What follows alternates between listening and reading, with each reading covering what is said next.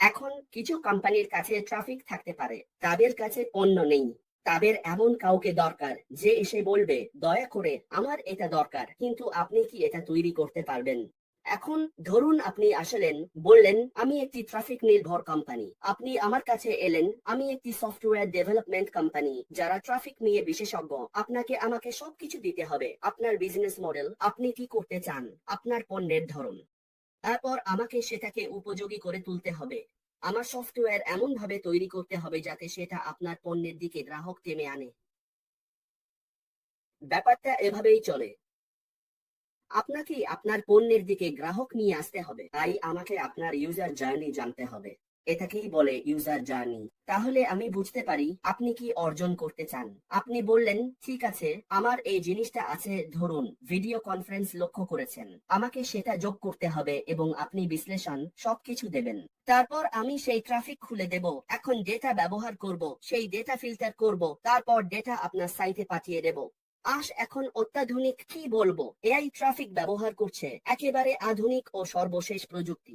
কারণ সবাই বারবার আপগ্রেড করে এবং তারা আপগ্রেড করতেই থাকে। তাই সে কিছু একটা তৈরি করছে কারণ তার কাছে পণ্য আছে। তাহলে কি হবে? সে যে প্রতিটা ট্রাফিক তৈরি করছে সবই সেই পণ্যের দিকে যাবে। তাই আমাকে এটা বলবেন না, ওহো মানুষ ট্রাফিক আনছে, কোম্পানি তো আছেই। আমি বলবো, ভুলে যাও এগুলো। পণ্য অনেক আছে। এই পৃথিবীতে আমাদের জনসংখ্যা 8, হয়তো 9 বিলিয়ন মানুষ। মানুষ জানে তারা কি চায়। আর এটা দেখে বলতে পারে, ঠিক আছে, আমাদের কাছে আছে বি, তাই তো। এগুলোই সেই পণ্য যেগুলো মানুষের দরকার, বা এমনকি 10, 15, 20, 100টাও হতে পারে। কিভাবে আমরা সেই মানুষদের টার্গেট করব, সেই কাস্টমারকে সেই সাইটে নিয়ে আসব, বুঝছো? আর আমি বলি, তোমার কাছে আছে তো যাই থাকুক, যেমন তুমি। তারা বলল, ওহো এটা আছে, ঠিক আছে, সামনে আসো, চলো দেখি কি বলো, ফিরে যাও ইউটিউব এলে। তখন সেটা ছিল ছোট ভিডিও কনফারেন্সিং এর মতো। তখন তখন তখন টিকটকের কোনো দরকারই ছিল না। হুম হুম আমরা একই কথা বলছি, কিন্তু টিকটক এখনো অনেক কিছু করছে। আর টিকটকের থেকেও আরো আধুনিক কিছু আসবেই। এভাবেই আমাদের দুনিয়াটা এমনই। তাই আমরা এমন এক ডিজিটাল দুনিয়ায় আছি যেখানে চাহিদা অনেক বেশি। বুঝছো, চাহিদা এতটাই বেশি, তাই সবকিছুই এখানে আছে। উদাহরণস্বরূপ আমরা যখন আমরা সেই সেই সেই ভিডিও কনফারেন্সিং নিয়ে কথা বলি, তখন অনেক রকম ভিডিও কনফারেন্সিং আছে। এসু, ওহো, তোমার কাছে সিসকো ওয়েবেক্স আছে, তোমার কাছে আছে টিমস, মাইক্রোসফট টিমস, তোমার কাছে গুগল হ্যাংআউট আছে। তাহলে আমাদের জুম কেন আছে? জুম তখন ছিল না যখন এগুলো নিয়ে কথা হচ্ছিল। তাহলে কেন জুম কেন? তোমাকে শুধু বোঝাতে চাইছি, কখনোই যথেষ্ট হয় না। তুমি যত বেশি এমন কিছু নিয়ে আসবে যা তারা চায়, আধুনিক, একটু আলাদা, ঝামেলাহীন, মানুষ তাতে ঝাঁপিয়ে পড়বেই। মানুষ শুধু কিছুটা আলাদা কিছু চায়। যেমন আমরা বলছিলাম, অনেকগুলো ক্লিক করতে হয়। আমি এমন কিছু নিয়ে আসি যেখানে এক ক্লিকেই কাজ হয়ে যায়। কেউ বলল, ওহো এটা আমার সময় বাঁচাবে। তুমি জানো, নতুন ভবিষ্যৎমুখী কিছু মানুষের সামনে দাও। মানুষ এমন ভবিষ্যৎ চায় যা তাদের জীবন সহজ করবে। ভিডিও কনফারেন্সিং অনেক রকম, কিন্তু কোনটা আমার জীবন সহজ করবে আর কোনটা আমার জন্য সাশ্রয়ী, সেখানেই তারা যাবে। একটা হলো সাশ্রয়িতা।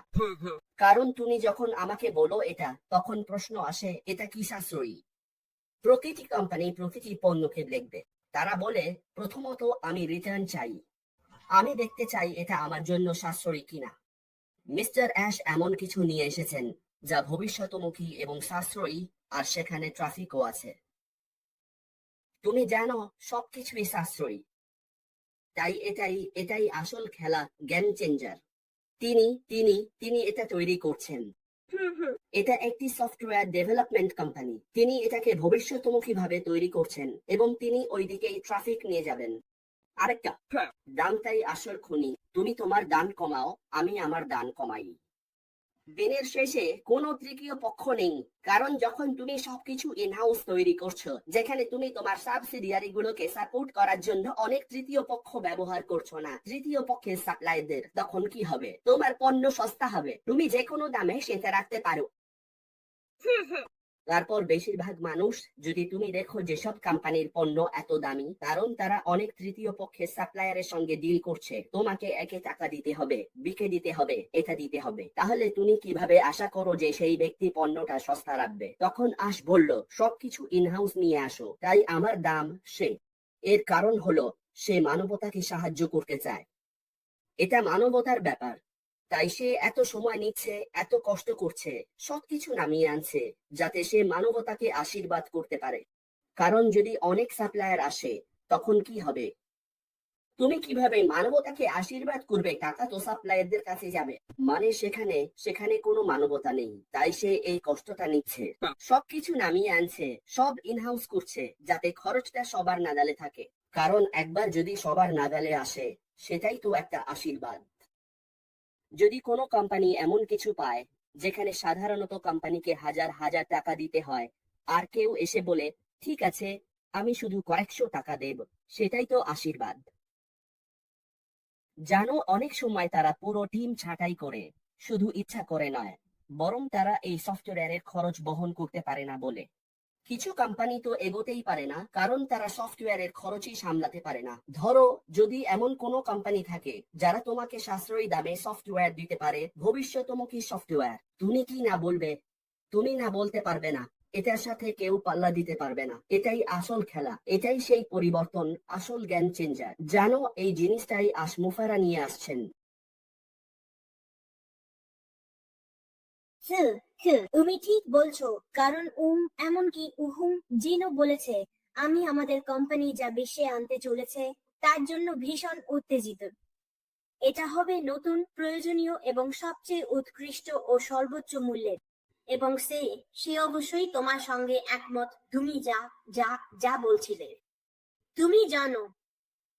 তাহলে যখন তুমি এই সব কিছু নিয়ে ভাবো, আবারও আমি শুধু তোমার কথাটা জোর দিয়ে আবার বলতে চাই, কারণ তুমি দেখছো অটোমেশন, এআই আর এইসব জিনিসের মাধ্যমে প্রতিক্রিয়া খুব দ্রুত, ধারাবাহিক এবং খুবই সহায়ক।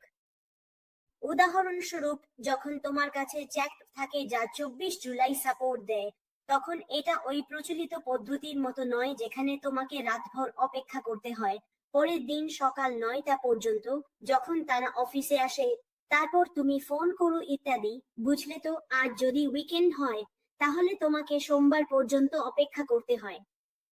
কিন্তু এখানে তোমার কাছে তাৎক্ষণিক সাপোর্ট আর ফলো আপ থাকে। যেমন ধরো, ইমেইলে কিছু ফলো আপ আসে, কিছু ইমেইল থাকে যেগুলো তোমাকে মনে করিয়ে দেয় তুমি এই ইমেইল পেয়েছো, তুমি কি উত্তর দিতে চাও, তুমি কি, আর এই ধরনের আরো অনেক কিছু। তাহলে যখন এই ফলো আপ গুলো থাকে, মনে করিয়ে দেয় এগুলো সময় মতো, কারণ এগুলো প্রোগ্রাম করা এবং ঠিক সেট করা থাকে যেন তোমাকে মনে করিয়ে দেয়, শোনো, এই কাজটা তোমাকে এই দিনে করতে হবে, বুঝলে? আর এতে জিনিসগুলো একটু আলাদা হয়ে যায়, বুঝলে তো? তবে কলিন্স, যতই আমরা অটোমেশন আর ওরা যা করছে সবকিছুকে পছন্দ করি আর প্রশংসা করি, মানুষ এখনো অভিযোগ করে। তুমি জানো, মানুষজন, তুমি শুনবে মানুষ বলছে, হ্যাঁ, কাস্টমাররা আসল মানুষের সঙ্গে যোগাযোগ করতে পারে না যখন তাদের দরকার হয়, যখন তাদের দরকার হয় তখন, অথবা যখন যখন অতিরিক্ত অটোমেশন কখনো কখনো ভুল করে ফেলে, যেমন ভুল প্রোডাক্ট সাজেশন, স্প্যামি ইমেইল, এই সব জিনিস আমরা সবাই কম বেশি অনুভব করেছি, তাই তো? তুমি কি মনে করো যে এই সমস্যাগুলোর কিছু সমাধান করার সম্ভাবনা রাখে? কারণ অটোমেশন চলতে থাকলেও এই জিনিসগুলো চলছে, আমরা সবাই এগুলো প্রতিদিন দেখি। তুমি কি মনে করো, প্রস্তুত না থাকলে কিছু বলার দরকার নেই, কিন্তু তুমি কি ভাবো? ফিল, তো এই জিনিসগুলোর কিছু ঘটে, জানো তো? কারণ মনে রেখো, ওরা কিন্তু মানুষ, মানুষই সফটওয়্যার বানাচ্ছে, কিন্তু তারা প্রতিবার নিজেদের আরো নিখুঁত করে তোলে। তুমি জানো, আশ নিজেও বলেননি। আশ, জানো তো, অনেক সময় উনি বলেন, আমিও মানুষ। উনি কেবল একজন মানুষ, এবং ওনার জন্য যারা কাজ করছেন তারাও মানুষ, কিন্তু কিছু হলে ওরা ঠিক করবেই। মনে করো যখন তারা প্রথম সফটওয়্যার বানাল, আমরা দেখলাম ওয়াও, এটা দারুণ সুন্দর। দ্বিতীয়টা প্রথমটার চেয়েও ভালো হবে, আর তৃতীয়টা আরো এগিয়ে যাবে। তাই ওরা কাজ করতে করতে জিনিসগুলো নিখুঁত করে তোলে, বুঝলে তো? তাহলে ওই বিশেষ ব্যাপারটা নিয়ে আজ যাদের সঙ্গে কাজ করছেন, তারা এসব ব্যাপারে আগেই সচেতন, কারণ এটা বিশ্লেষণ করার বিষয়। দেখো জিনিসগুলো কোথায় স্প্যাম পাই, কেউ এটা স্প্যাম করলে কি হবে আমরা সেটা ধরতে পারবো। আমরা কি নিশ্চিত করতে পারি যে স্প্যাম ইমেইল পাঠানো না হয়? আমরা কি নিশ্চিত করতে পারি এটা না করি? এই জিনিসগুলোই কিউ এরাও পরীক্ষা করে, জানো তো। তবে ওরা কিছু কিছু জিনিস মিস করতে পারে, যেমন আমি কিছু বলি যেটা আসে কোথা থেকে। আমি বলবো যে কোম্পানিতে আমি কাজ করি সেখানে কিছু বিষয় আছে যেগুলো আমরা নিজেদেরকে জিজ্ঞেস করি। আমরা বলি ধরো এমন একটা সফটওয়্যার আছে যেটা চিঠি তৈরি করে, যেমন চিঠি তৈরি করা আর সেটা পাঠিয়ে দেয়। তুমি চিঠি তৈরি করো এবং সেটা পাঠিয়ে দাও ভোক্তাদের কাছে, জানো তো এমন মানুষের কাছে। তুমি বলো ঠিক আছে, এরা আমার গ্রাহক, ওদের নাম আমার ডেটাবেস সিস্টেমে আছে এবং আমি ওদের চিঠি পাঠাতে চাই। যখনই ওরা নির্দিষ্ট কিছু চিঠি বলছে, তুমি কি বিবেচনা করো যদি কেউ মারা গেছেন? তুমি একজন মৃত ব্যক্তিকে চিঠি পাঠাও, সেই চিঠি ওই ব্যক্তির চিঠির বাক্সে পড়ে, কারণ এটা একটা জেনারেটেড ইমেইল খাম এবং সেটা পাঠানো হয়েছে। তারপর তুমি জানো, তুমি আবার সেই কষ্টগুলো ফিরিয়ে আনো যা তারা ইতিমধ্যেই ভুলে গেছে। তুমি লিখছো, ওহো মিস্টার এবিসি, আপনি কি জানেন যে আপনি আমাদের কিছু টাকা দেন? অথবা এক এক 1 পাউন্ড বা 2 পাউন্ড আমরা এখনো আপনার কাছ থেকে পাওয়ার অপেক্ষায় আছি, আমরা পাঠাবো কম। তুমি জানো এই ধরনের জিনিস, কারণ এটা একটা স্মরণপ্রিয় চিঠি। কিন্তু কিউয়েরা সেখানে আছে কারণ তারা যখন এই সব কাজ করছে তখন এটাই ভাবে। তারা সব সময় ভাবে যদি এমন হয়, এটা ইতিমধ্যেই তাদের গল্পের অংশ, তারা ডকুমেন্টেশন লিখছে যদি এটা হয়। আমরা কি আগে থেকেই ব্যবস্থা নিই, নাকি তারা এসে আমাদের বিরুদ্ধে মামলা করবে? কারণ এমন কিছু জিনিস আছে যা তুমি করলে তারা কোম্পানির বিরুদ্ধে আসবে। তাই কোম্পানি জানে এবং মিস্টার আশ বা ফারাইউ এইসব বিষয় সম্পর্কে অবগত, কারণ এগুলোই সেই প্রশ্ন যা একজন মানুষ হিসেবে তুমি করো। আমরা চাই না এটা হোক, আমরা চাই না এটা হোক। আমরা নিশ্চিত করি হ্যাঁ, কিছু কিছু ঘটনা ঘটতে পারে, কিন্তু সেটা কখনোই বড় পরিসরে হবে না। তুমি জানো এটা একবার ঘটতে পারে, কিন্তু এইসব বিষয় তারা জানে এবং আমি বিশ্বাস করি মিস্টার আশের আশেপাশে যারা আছেন তারাও এইসব বিষয়ে অবগত। কমপক্ষে তারা আমাদের যে 99% সমস্যা আছে সেগুলো দেখভাল করবে, কারণ একমাত্র উপায় হচ্ছে প্রতিবার সেটাকে নিখুঁত করে তোলা। কারণ তিনি যখন ডেটা সুরক্ষার কথা ভাবেন তখন তিনি ভাবেন আমরা তোমার ডেটা বিক্রি করতে পারি না, কারণ তিনি জানেন ওরা এটা করছে। আমরা নিশ্চিত করব তোমার গোপনীয়তা নিরাপদ থাকবে, ডেটা সুরক্ষা এবং এইসব বিষয়ে তারা ভাবে যখন তারা সফটওয়্যার তৈরি করে। ঠিক আছে। হ্যাঁ, তো বন্ধুরা, আমরা প্রতিদিন এই জিনিসগুলো এখানে কেন নিয়ে আসি? একটা কারণ হলো, যারা ইতিমধ্যেই এই যাত্রায় আছি তাদের নিজেদের মনে করিয়ে দেওয়া যে সবকিছু ঠিক আছে, সবকিছু ভালো এবং নিখুঁত। আমরা ঠিক সঠিক জায়গায়, সঠিক সময়ে এবং অবশ্যই সঠিক কারণে আছি। তাই চলুন আমরা এগিয়ে যেতে থাকি, যতটা পারি একসাথে থাকার চেষ্টা করি। তুমি জানো, নিজের মতো মানসিকতার মানুষের মধ্যে নিজেকে খুঁজে নাও, তারপর আমরা এই আগুনটা জ্বালিয়ে রাখি, একে অপরের হাত ধরে এগিয়ে যাই, কারণ নিশ্চিতভাবেই আমরা জীবন বদলানোর মিশনে আছি। আমরা ক্ষমতায়িত হচ্ছি, আমরা আমরা অনেক কিছু শিখছি, আমরা ধৈর্য ধরতে শিখছি, আমরা পরিস্থিতি নানা বিষয় সম্পর্কে নিজেদের শিক্ষিত করতে শিখছি, আমরা ভুল থেকে শেখার উপায় শিখছি, আমরা একে অপরকে মানিয়ে নিতে শিখছি। বাকি বিষয়গুলো মিস্টার মুফারা এবং তার টিমের হাতে ছেড়ে দেওয়া হয়েছে এবং অবশ্যই তারা তাদের কাজ করছে।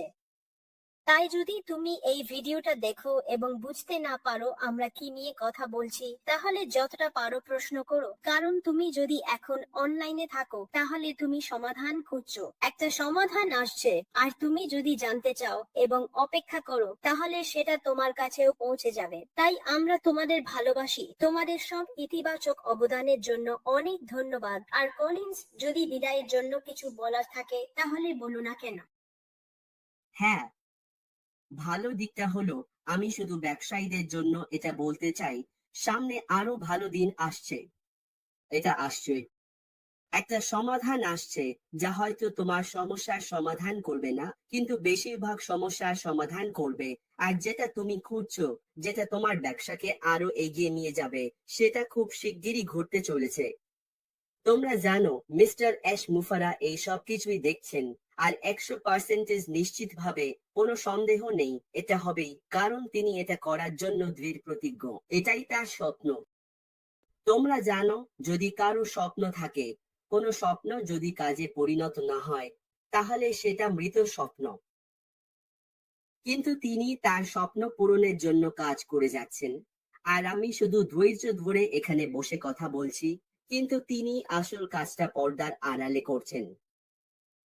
তাই এটা আসছে, আর এটা মাঝারি, বড় কর্পোরেশন, এমনকি ছোট কর্পোরেশন, সবাইকে সাহায্য করবে। তোমার জন্য কিছু আছে।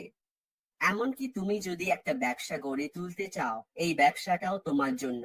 তুমি যদি আমার মতো অবসর জীবন চাও, তাহলে এখানে সবসময় এমন কিছু আছে যা আমি শুধু মজা করার জন্য ব্যবহার করব, আর এই জায়গাটাই মজার জায়গা। এটা সাহায্য করবে। এটা সবার জন্য আশীর্বাদ। তাই আরাম নিয়ে আমি এখানেই শেষ করব।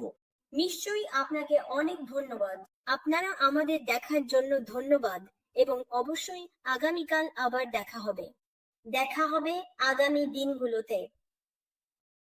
ধন্যবাদ সবাইকে। বিদায়।